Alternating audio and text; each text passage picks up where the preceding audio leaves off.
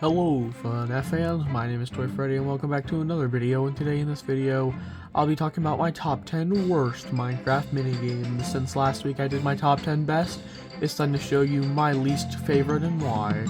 Let's move on to number 10. Number 10 has to go to Fiery Footwork. It's an amazing concept for a game, but the main issue is that the two blazes that are supposed to spawn in these little hatches for some reason don't set the platform on fire like they're supposed to, so the game never works properly. I've tried other ways to get the blazes to work properly, but they never did. I've tried moving the blazes, moving the platform, and even trying to have players light the platform on fire themselves, but nothing really works. I've thought about tearing down the minigame and putting something new here, but I love this minigame too much to give up on it, and that's why it's only number 10 on the list. Let's move on to the next one at number 9. Right across from Fiery Footwork, we have our next minigame, Reel 'em In. Again, I like this, my friends like this, but it's on the list because it's a very simple game, therefore it's extremely boring. You and your friends just run around trying to fish each other in these holes with fishing rods. It's very, again, boring and not really exciting, and that's why it deserves its place on my worst minigames. So, that's kind of it. Let's move on to number 8. Over here at number 8, we have the minigame Going Up. It's a fun minigame, again, a good concept, not executed well. How it works is you and your friends race to the top of this platform to get one of these things. Once you stand on one of these, you're declared king, and from standing on these, you have to kill the people climbing up from below. If somebody can come up here and knock you off the platform, they are now declared king. Once the king kills all the other players, the person at the top wins. It's fun, but to be honest, the king mechanic is kind of weird, and I haven't really thought of a good way to fix it yet, so that's why it deserves its place on my worst minigames list. But it's not bad enough to where it could be higher. So let's move on to number 7. And these minigames are where it really gets bad. Number 7 has to go to Pigskin. It's practically football, but with a pig. You and, of course, the enemy team have to fight to get at least 3 to 5 pigs, depending on what you choose, inside your goal. It's not that fun, and to be honest, I built this minigame without thinking about how, riding a pig works, because I didn't know you could dash with it. But there's nothing stopping somebody from accidentally killing the pig, and to be honest, the game is kind of a hassle to play, so it hasn't really been played after only playing it once. But I like the way it looks, and hopefully one day I can fix it, so that's why it retains its place in minigame world. Let's move on to number 6. Number 6 has to go to Groundhog. As you can see, the hider comes in here, and the guesser comes in here, and what the hider does is simply just stand behind one of these trapdoors, while the seeker has to flip open the one that the hider's standing behind.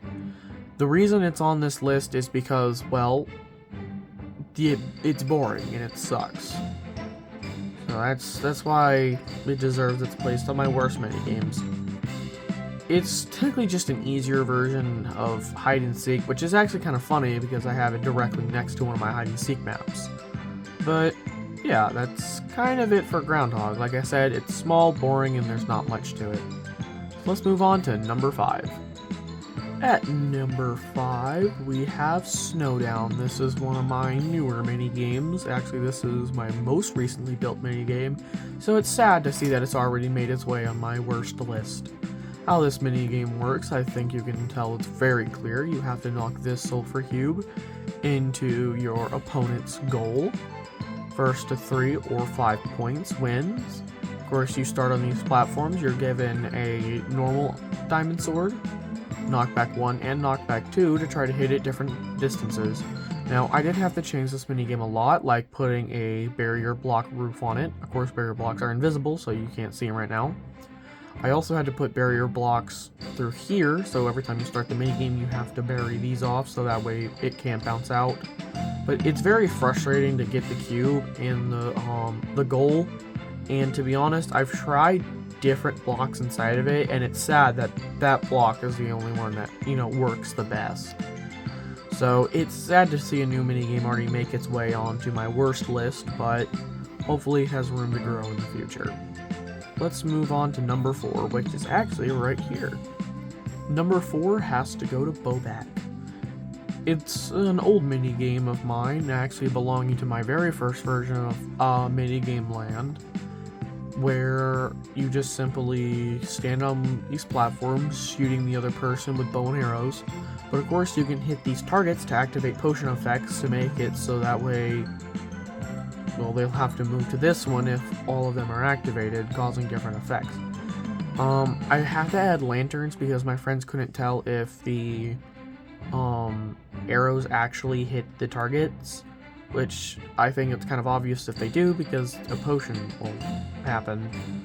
But again, it's not great, kind of boring after a little while. If you played it once, you don't have to play it again. It's not that intense, and to be honest, there's a lot of issues with it, and I can't find a way to make it better. So that's why it made its way this high on the list. It's because, to be honest, I consider it a failed minigame. Let's move on to number 3. Number 3 has to go to a minigame, Flag It. This minigame really sucks. I was hoping to make a Risk style game, but I ended up with more of a Risk Junior technically. How it works is you click that button, it gives you a number 1 through 8, and you grab carpet, you just simply place that many, that amount of carpet that you get the number of. Your goal is to surround your opponent's flag to capture it. Once you capture it, you can take over your opponent's color. There's also other stuff that you can get out of the dispenser, like a bridge blocker that lets you place 1 black wool on any bridge, which is, of course, the wood that makes it so the enemy cannot use that area. Once you've captured all 3 of your enemy's flags, you win. The only issue of this game is it takes forever to play, and there's a lot of back and forth, like, if I roll 8, I move forward 8, but then they roll 8, and it, like, just puts me back in the same place. It has an issue of taking forever. The first time I played this, it actually took an hour to complete the game, which was ridiculous. And then the second time I played, 2 hours, because the RNG was just horrible. I had to change the layout 3 separate times to make a functional layout. This is the best one that I've landed on so far, but it's definitely a failed minigame, and that's why it's this high on the list. But before we move on to number 2, I actually have a friend who's going to talk about number 2 for me.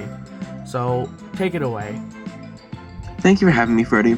Hey guys, Eric here. Today I'm going to explain Target Takedown and why it's not my favorite. In Target Takedown, every player gets a combat kit, a bow, and arrows. Around the arena are targets connected to dispensers. When you shoot the targets, it spawns mobs into the player next to you. The goal is to overwhelm the other players with mobs until they are eliminated. Here are the reasons I don't like this game. It's too easy to spam. Players can shoot targets so quickly that the game starts to lag because there are too many mobs. The ending can get stuck if only 2 players are left and they're diagonal from each other, so they can't send mobs to one another. So the game can't end properly.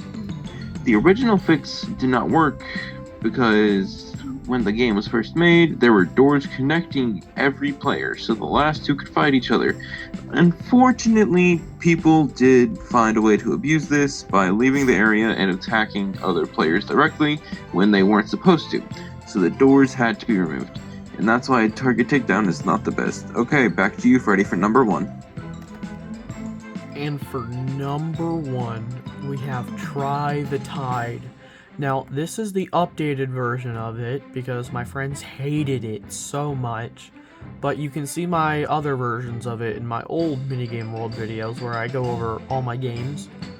How it used to work is there was one person at the top of this with a trident, and there was one person at the bottom with sand. Well, multiple people, technically, and their goal was to staircase all the way up, as a person with trident would throw it down at them, trying to knock them off, trying to kill them. The first person to make their way out of the pit with the sand wins.